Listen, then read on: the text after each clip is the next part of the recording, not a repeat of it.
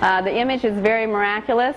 A lot of miracles happen around it. I could spend a whole evening on it.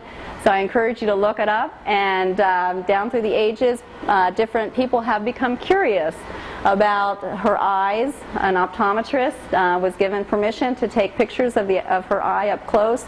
And in it, do you know how, like, when you're looking at somebody and you can see that person in your eyes, you can see the bishop. And you can see how little the eye is. And then with the instruments of optometrists, you would expect it to be a flat vision, but it's not. It's actually 3D. He could see the rods and the cones and everything else. And then someone else came, and he was in astronomy, so he got very curious about her stars. And with a computer program, he was able to map it out. Those stars on her cloak right here, they actually are in the exact same spots the constellations were that night in 1531.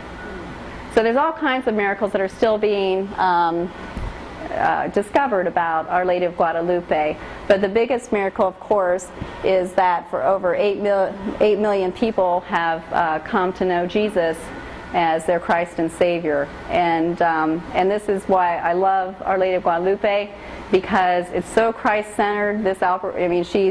One of the signs too is, if you see the little sash she has, that indicates that she's with child.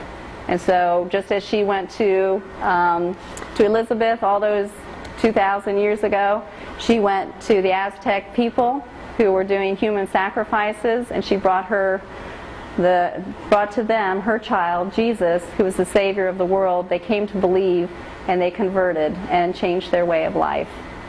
So that's one of the beautiful stories of